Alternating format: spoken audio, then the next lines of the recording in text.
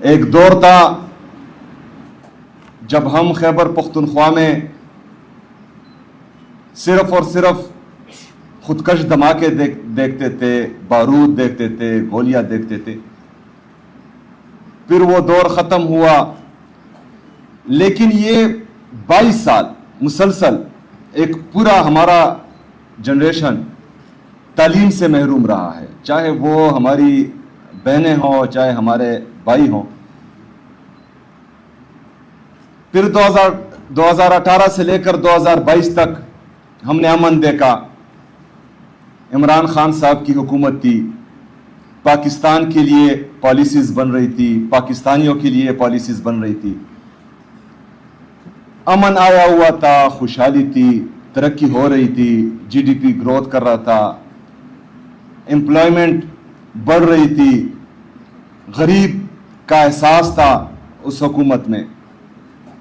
لیکن بدقسمتی سے جو فیصلہ ساز ہیں اور منصوبہ ساز ہیں، انہوں نے فیصلہ کیا بند کمروں میں بیرونی سازش کے ذریعے اندرونی غداروں کے ایما پر ایک جمہوری حکومت کا پانسا پلٹا گیا. پھر 2022 سے لے کر آج تک مسلسل پاکستان دن بدن خراب ہوتا جا رہا ہے. جو جی ڈی پی گروتھ 2022 میں ہم نے 6.1% پر چھوڑا تھا، آج وہ 3% پر رہ گیا ہے. مہنگائی آپ سب دیکھ رہے ہیں کس حد تک پہنچ چکی ہے. بے روزگاری، نوجوان، اگر آج آپ اعلان کریں کہ باہر کون کون سا نوجوان جانا چاہتا ہے تو بمشکل جو ہے آپ کو 1% لوگ بھی ملیں گے جو پاکستان میں رہنا چاہتے ہیں. وہ پاکستان سے بھاگ رہے ہیں کیونکہ یہاں پر روزگار کے مواقع نہیں ہیں. یہ فیصلہ ساز، یہ منصوبہ ساز اور ان کے لائے ہوئے یہ بندے، ان کی وجہ سے آج ہماری 45% آبادی جو ہے وہ غربت کی لکیر سے نیچے پہنچ چکی ہے. یعنی تقریباً 10-12 کروڑ لوگ آپ کے آج غربت کی لکیر سے نیچے ہو گئے. لیکن اس کے باوجود ہمیں کوئی پالیسی نظر نہیں آ رہی پاکستان کی، پاکستان پر مسلط حکمرانوں کی. لگے ہوئے ہیں صرف اور صرف جو ہے عمران خان صاحب کو نیچا دکھانے کے لیے، لگے ہوئے ہیں ان کو توڑنے کے لیے، لگے ہوئے ہیں پاکستان تحریک انصاف کو ختم کرنے کے لیے. پاکستان کی کوئی فکر ہی نہیں ہے. پیٹرول اور ڈیزل ایک مہینے میں 3 دفعہ بڑھایا جا رہا ہے. لیکن یہ ساری چیزیں ایک سائڈ پر، جہاں سے میں نے بات شروع کی تھی اس طرف میں آ رہا ہوں. 2022 کے بعد فیصلہ کیا گیا کہ یہاں پر جو ہے پھر ان لوگوں کو آباد کرنا ہے جن لوگوں نے ہمارا امن چھینا تھا. جس امن کے لیے خیبر پختونخوا کی عوام نے 80,000 سے زیادہ قربانیاں دی، شہادتیں دی، جس میں ہمارے معصوم شہری تھے، جس میں ہمارے لا انفورسمنٹ ایجنسیز کے لوگ تھے. ہم چیختے رہے، ہم چلاتے رہے کہ نہ آباد کرو ان کو، دوبارہ نہ لاؤ ان کو، ہمارے صوبے کا امن تباہ نہ کرو. کہتے تھے جھوٹ بول رہے ہیں. لیکن اس کے بعد کیا ہوا؟ وہ لوگ آئیں، آپ لوگ دیکھ رہے ہیں، ملٹری آپریشن زبردستی کیے جا رہے ہیں، ڈرون اٹیکس میں ہمارا کولیٹرل ڈیمیج ہو رہا ہے، معصوم لوگوں کو شہید کیا جا رہا ہے. پرسوں عالم اسلام کے لیے بڑا سانحہ تھا، شیخ ادریس صاحب، ان کو شہید کر دیا گیا. تو یہ ہمارا نقصان ہے خیبر پختونخوا کی عوام کا، خیبر پختونخوا کا. لیکن یہ پالیسیز چلتی رہے گی جب تک آپ لوگ اٹھیں گے نہیں، آواز نہیں اٹھائیں گے. آج میری یہ بہنیں محنت کر کے یہاں پہنچی ہیں، میرٹ پر پہنچی ہیں. ان کے پیرنٹس نے اس مہنگائی کے دور میں ان کو سبق پڑھایا، ان کو ڈاکٹر بنایا. لیکن فرض کریں اگر امن نہیں ہوگا تو یہ جاب نہیں کر پائیں گی. اگر امن نہیں ہوگا یہاں پر انویسٹمنٹ نہیں آئے گی، امن نہیں ہوگا یہاں پر ترقی نہیں آئے گی. سب سے پہلے ہم نے امن کے لیے آواز اٹھانی ہے. آپ سب نے اس میں ہمارا ساتھ دینا ہے, ہمارے ساتھ کھڑا ہونا ہے.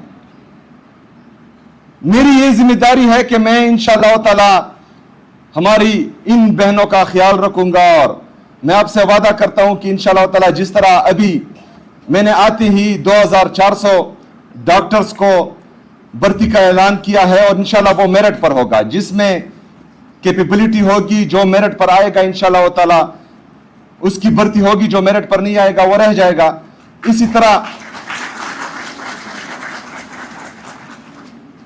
جس طرح وائس چانسلر صاحب نے کہا, ہمارے جو بڑے تھے, کیونکہ ہم قبائلی ہیں یہاں پر, میرے غیرت مند پختون مشران بیٹھے ہوئے ہیں, تو ہم جب چھوٹے تھے تو ہمارے گھر میں کوئی عورت یا لڑکی بیمار ہوتی تھی تو کہا جاتا تھا کہ فیمیل ڈاکٹر کے پاس لے کے جائیں. لیکن جو ہماری ایج کی ہماری فیملی میں لڑکیاں ہیں, انہوں نے بمشکل جو ہیں 5th تک کی تعلیم حاصل کی ہے. تو پھر جب ہم بڑے ہوئے تو ہم یہ کہتے تھے کہ مطلب جب لڑکی بیمار ہوتی ہے تو آپ کہتے ہیں کہ ان کو فیمیل ڈاکٹر سے علاج کروائیں, تو کیوں وہ فیمیل ڈاکٹر کسی کی بہن نہیں ہے, کسی کی بیٹی نہیں ہے؟ تو اسی لیے آپ سب نے, ہماری یہ جو بہنیں ہیں, جس طرح وائس چانسلر صاحب نے کہا کہ ان کو گھر میں نہیں بٹھانا, ان کو آپ نے جاب کے لیے اگر فرض کرے رشتہ بھی ہو, جس طرح وائس چانسلر صاحب نے کہا, یہ میں نہیں کہہ رہا, یہ وائس چانسلر صاحب کے الفاظ ہیں کہ ان کے ہسبینڈ سے آپ نے لکھ کر لینا ہے کہ انہوں نے جاب کرنی ہے. تو اگر فرض کریں آپ لکھ لیں تو پھر جو ہے حکومت کی ذمہ داری ہے کہ ان کو انشاءاللہ تعالی جاب بھیجیں گی. یہ کیوں ضروری ہے؟ آج پوری دنیا میں نرسز کی شارٹیج ہے, ہم نے نرسز ایمرجنسی آلریڈی لگائی ہوئی ہے. اسی طرح تقریباً ہماری بہت سارے B H Us, R H Cs, T H Qs, D H Qs, باقی ایم ٹی آئیز, اس میں ڈاکٹرز کی کمی ہے. انشاءاللہ یہ 2400 کے بعد بھی ہم مزید بھرتیاں بھی کریں گے ڈاکٹرز کی, تو ہمیں فیمیل ڈاکٹرز کی ضرورت ہے. تو آپ لوگوں نے سب سے پہلے گھبرانا نہیں, پھر اپنے حق کے لیے کھڑے ہونا ہے. انشاءاللہ تعالی ہم آپ کا ساتھ دیں گے. میں بہت خوش ہوں آج یہاں پر ہماری مرج ایریا کی فیمیلز بھی ہیں. کتنی فیمیلز ہیں ہمارے مرج اضلاع سے؟ ہاتھ اٹھائیں. ماشاءاللہ. انشاءاللہ اس کو مزید بھی بڑھائیں گے. ہمارے قبائلی اضلاع تھوڑے محروم رہے ہیں تو اس کو بڑھائیں گے انشاءاللہ تعالی. جو ڈین صاحب نے ڈیمانڈز رکھی ہے اس کو بھی انشاءاللہ آگے لے کر چلیں گے. ان سے میں رابطے میں ہوں. میں ایک دفعہ پھر آپ سب کو دل کی گہرائیوں سے مبارکباد پیش کرتا ہوں. گرمی زیادہ ہے, آپ کو بھی لگ رہی ہے, ادھر بھی گرمی ہے, تو انشاءاللہ تعالی اگر زندگی رہی انشاءاللہ تعالی تو آپ لوگوں کو کبھی مایوس نہیں ہونے دیں گے. شکریہ, بہت بہت شکریہ. دوسرے حال میں پیرنٹس بیٹھے ہوئے ہیں, میرے غیرت مند پختون قبائلی پاکستانی, آپ سب کو بھی خراج تحسین پیش کرتا ہوں. میں بھائی ڈین صاحب, وائس چانسلر, کے ایم یو کا پورا سٹاف, ہیلتھ ڈپارٹمنٹ کا پورا سٹاف,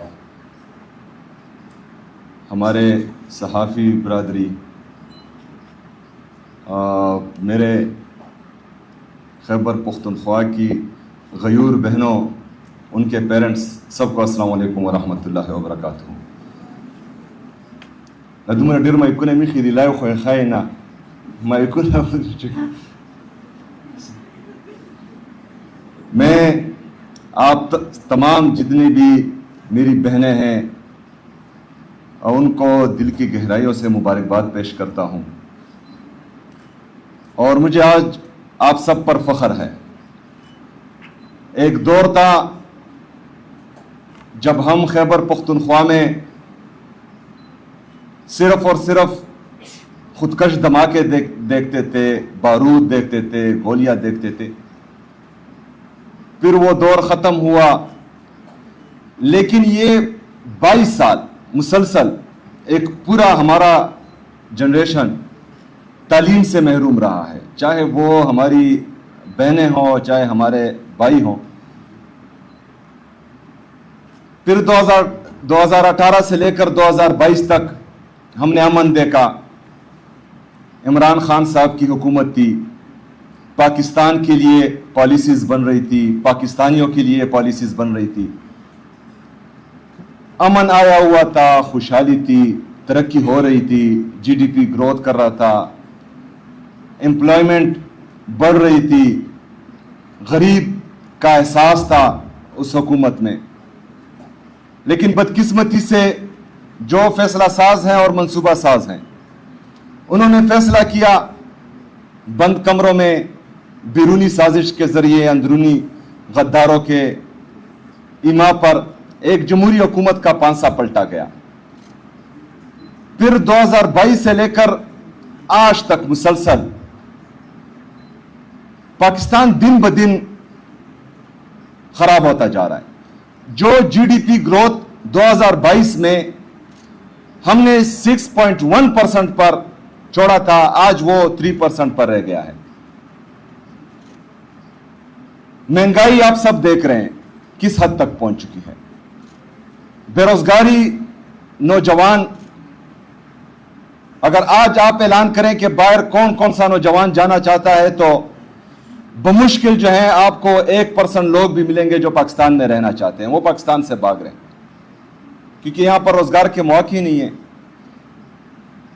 یہ فیصلہ ساز، یہ منصوبہ ساز اور ان کے لائے ہوئے یہ بندے، ان کی وجہ سے آج ہماری 45% آبادی جو ہے وہ غربت کی لکیر سے نیچے پہنچ چکی ہے، یعنی تقریباً 10-12 کروڑ لوگ آپ کے آج غربت کی لکیر سے نیچے ہو گئے۔ لیکن اس کے باوجود ہمیں کوئی پالیسی نظر نہیں آ رہی پاکستان کی، پاکستان پر مسلط حکمرانوں کی۔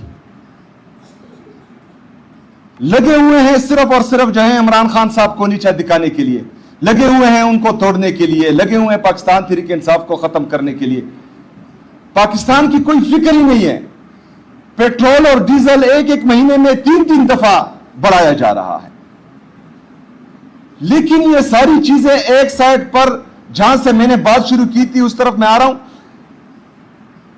2022 کے بعد فیصلہ کیا گیا کہ یہاں پر جو ہے پھر ان لوگوں کو آباد کرنا ہے جن لوگوں نے ہمارا امن چھینا تھا، جس امن کے لیے خیبر پختونخوا کی عوام نے 80,000 سے زیادہ قربانیاں دی، شہادتیں دی، جس میں ہمارے معصوم شہری تھے، جس میں ہمارے لا انفورسمنٹ ایجنسیز کے لوگ تھے۔ ہم چیختے رہے، ہم چلاتے رہے کہ نہ آباد کرو ان کو، دوبارہ نہ لاؤ ان کو، ہمارے صوبے کا امن تباہ نہ کرو۔ کہتے تھے جھوٹ بول رہے ہیں،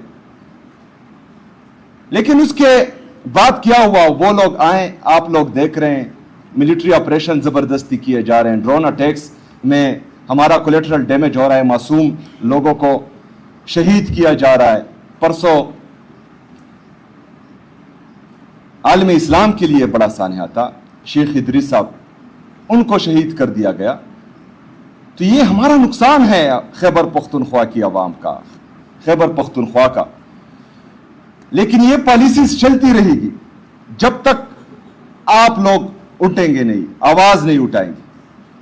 آج میری یہ بہنیں محنت کر کے یہاں پہنچی ہیں، میرٹ پر پہنچی ہیں، ان کے پیرنٹس نے اس مہنگائی کے دور میں ان کو سبق پڑھایا، ان کو ڈاکٹر بنایا۔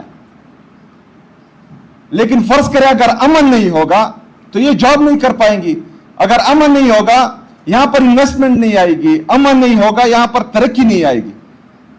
سب سے پہلے ہم نے امن کے لیے آواز اٹھانی ہے، آپ سب نے اس میں ہمارا ساتھ دینا ہے، ہمارے ساتھ کھڑا ہونا ہے۔ میری یہ ذمہ داری ہے کہ میں انشاءاللہ تعالی ہماری ان بہنوں کا خیال رکھوں گا، اور میں آپ سے وعدہ کرتا ہوں کہ انشاءاللہ تعالی جس طرح ابھی میں نے آتے ہی 2400 ڈاکٹرز کو بھرتی کا اعلان کیا ہے، اور انشاءاللہ وہ میرٹ پر ہوگا، جس میں कैपेबिलिटी होगी, जो मेरिट पर आएगा इंशाअल्लाह ताला उसकी भर्ती होगी, जो मेरिट पर नहीं आएगा वो रह जाएगा। इसी तरह जिस तरह वाइस चांसलर साहब ने कहा, हमारे जो बड़े थे, क्योंकि हम कबायली हैं, यहाँ पर मेरे गैरतमंद पख्तून मशरान बैठे हुए हैं, तो हम जब छोटे थे तो हमारे घर में कोई औरत या लड़की बीमार होती थी तो कहा जाता था कि फीमेल डॉक्टर के पास लेके जाए। लेकिन जो हमारी एज की हमारी फैमिली में लड़कियां हैं, उन्होंने बमुश्किल जो है 5th तक की तालीम हासिल की है। तो फिर जब हम बड़े हुए तो हम ये कहते थे कि मतलब जब लड़की बीमार होती है तो आप कहते हैं कि उनको फीमेल डॉक्टर से इलाज करवाएं, तो क्यों वो फीमेल डॉक्टर किसी की बहन नहीं है, किसी की बेटी नहीं है? तो इसलिए आप सब ने, हमारी ये जो बहनें हैं, जिस तरह वाइस चांसलर साहब ने कहा कि इनको घर में नहीं बिठाना, इनको आपने जॉब के लिए अगर फर्ज करे रिश्ता भी हो, जिस तरह वाइस चांसलर साहब ने कहा, ये मैं नहीं कह रहा, ये वाइस चांसलर साहब के अल्फाज हैं कि इनके हस्बैंड से आपने लिख कर लेना है कि इन्होंने जॉब करनी है। तो अगर फर्ज करें आप लिख ले तो फिर जो है हुकूमत की जिम्मेदारी है कि इनको इंशाअल्लाह ताला जॉब भेजेंगे। ये क्यों जरूरी है? आज पूरी दुनिया में नर्सिस की शॉर्टेज है, हमने नर्सिस इमरजेंसी ऑलरेडी लगाई हुई है। इसी तरह तकरीबन हमारी बहुत सारे BHUs, RHCs, THQs, DHQs, बाकी MTIs, इसमें डॉक्टर्स की कमी है। इंशाल्लाह ये 2400 के बाद भी हम मजीद भर्तियां भी करेंगे डॉक्टर्स की, तो हमें फीमेल डॉक्टर्स की जरूरत है। तो आप लोगों ने सबसे पहले घबराना नहीं, फिर अपने हक के लिए खड़े होना है। इंशाअल्लाह ताला हम आपका साथ देंगे। मैं बहुत खुश हूं, आज यहां पर हमारी मर्ज एरिया की फीमेल्स भी हैं। कितनी फीमेल्स हैं हमारे मर्ज अजला से? हाथ उठाएं। माशाल्लाह। इंशाल्लाह इसको मजीद भी बढ़ाएंगे। हमारे कबायली अजला थोड़े महरूम रहे हैं तो इसको बढ़ाएंगे इंशाअल्लाह ताला। जो डीन साहब ने डिमांड्स रखी है उसको भी इंशाअल्लाह आगे लेकर चलेंगे। इनसे मैं राब्ते में हूं। मैं एक दफ़ा फिर आप सबको दिल की गहराइयों से मुबारकबाद पेश करता हूं। गर्मी ज़्यादा है, आपको भी लग रही है, इधर भी गर्मी है, तो इंशाअल्लाह ताला अगर ज़िंदगी रही इंशाअल्लाह ताला तो आप लोगों को कभी मायूस नहीं होने देंगे।